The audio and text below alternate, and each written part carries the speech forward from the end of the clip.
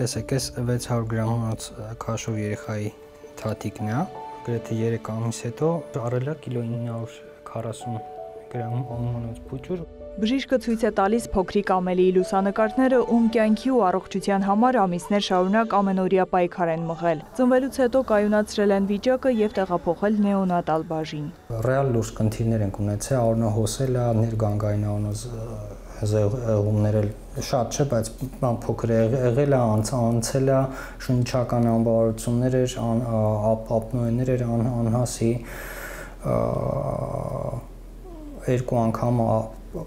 ինքը բանա ստացել, արյան փոխանակային փոխներարկում է ստացել։ 3 ամսում փոքրիկը արդեն քաշ է հավաքել, ուտում է ծծակով, խնամքը արդեն ամբողջությամբ վստահվել է մայրիկին։ Եվ իմ կյանքն է վտանգված եղել, եւ երեխայի կյանքն է վտանգված եղել։ Ես հիմա շատ իրոք էմոցիաներս այնպես խառնված եմ, որ չեմ կարող նկարագրել, թե ինչ եմ զգում այս պահին։ Շատ երջանիկ եմ, որ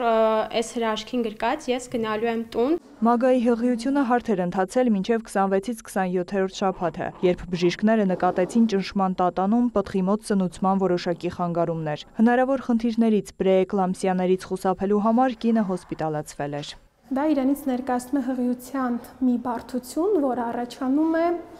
կտրուկ ճնշման բարձրացումով, մեզի մեջ սպիտակուցի առկայությունով եւ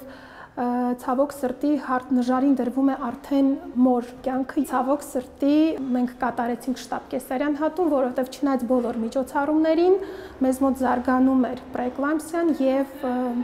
հղիության 27-րդ շաբաթականում մենք ունեցանք հղիի մոտ 170-100 ճնշման բարձրացում եւ մեզում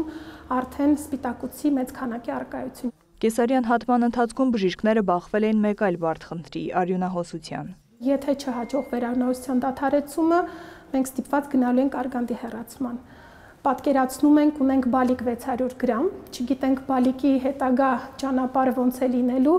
եւ տեսնում ենք նժարին մայրիկ, ով հետագայում շատ մեծ ցանկություն ունի կրկնակի մայրանալու։ Չգիտեմ ինչ գերբնական ուժեր, թե ինչ